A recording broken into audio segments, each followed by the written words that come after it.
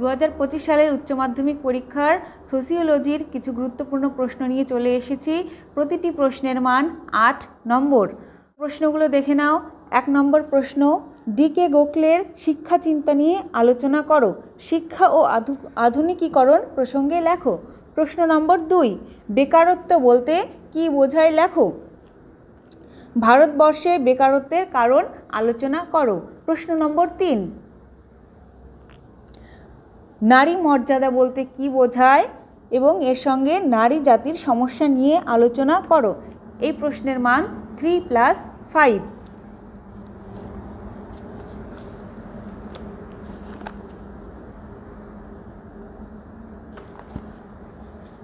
প্রশ্ন নম্বর 4, স্বয়ংসম্পূর্ণ গ্রাম বলতে কী বোঝায়।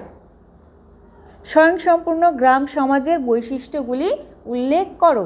প্রশ্ন নম্বর 5, বেকারত্ব বলতে কী বোঝো। ভারতবর্ষে বেকারত্ব সমস্যার কারণগুলি আলোচনা করো। এই প্রশ্নটি খুবই গুরুত্বপূর্ণ।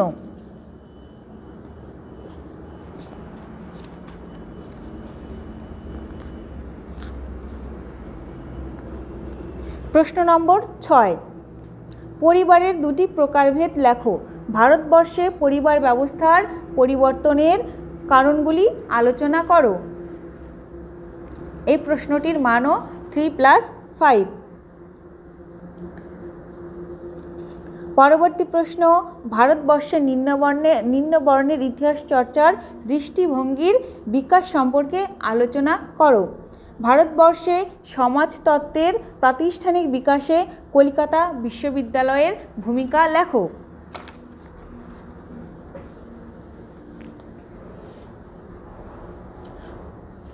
এর পরের প্রশ্ন দেখো, ভারতে বিশ্বায়নের প্রভাব ও ফলাফলগুলি আলোচনা করো। এক্ষেত্রে ফলাফল তোমাদের সুফল এবং কুফল দুটোই লিখতে হবে। পরের প্রশ্ন, সন্ত্রাসবাদ কি।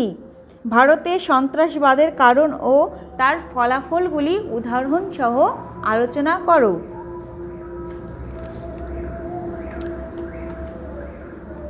নেক্সট প্রশ্ন, শিক্ষা বলতে কি বোঝো।